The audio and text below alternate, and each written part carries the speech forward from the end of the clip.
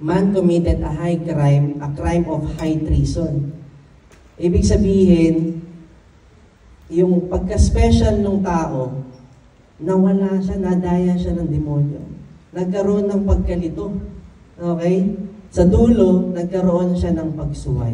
At yun yung man's major sin, yung hindi pagsunod.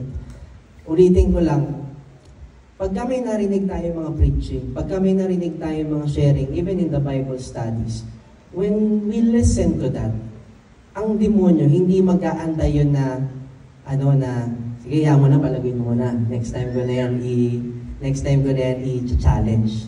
Dito pa lang, pagka narinig nyo dito, paglabas nyo dyan, may challenge na agad.